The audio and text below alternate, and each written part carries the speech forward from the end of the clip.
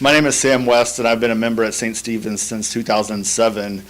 Before that, I see my Christian journey as being a process of being transformed and transforming. My background was in youth ministry, where I served many years in the Episcopal Diocese of Texas in youth ministry, and then also got involved with young adult churches or small groups, and we met in pubs and coffee houses and things like that. But I got to the point to where I needed to be ministered to, so I always say that St. Stephen's was my last stop on when I was church shopping.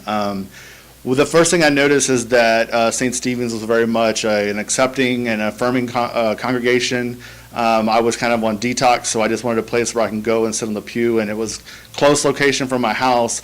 And I noticed when I looked around that I would see people with diverse abilities. I would see people from the LGBT community. I would see people who were aging, young adults, singles, and just people that were like me. And so I just continue to go, and I see the other thing that I was kind of the icing on the cake is that St. Stephen's takes more of a challenging and intellectual approach to theology, which really challenged me to grow so much. So I kind of sat on the back pew for about a year or two and began to just kind of grow a little bit myself.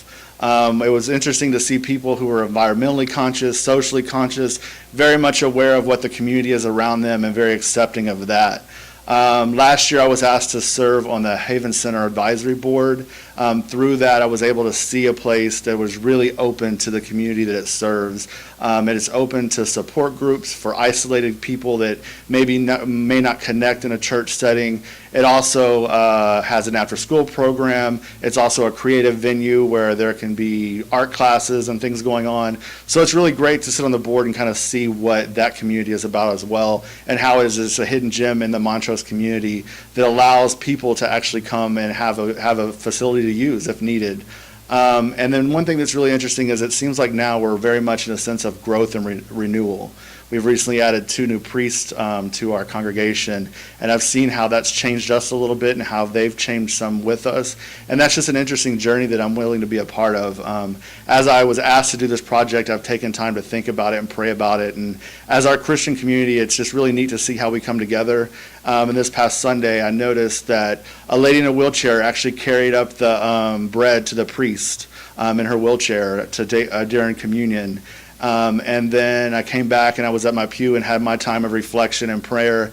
And when I opened my eyes, she was the last one receiving communion where the priest brought it out to her. So that just kind of represents just a small memory or image of what you could see at St. Stephen's.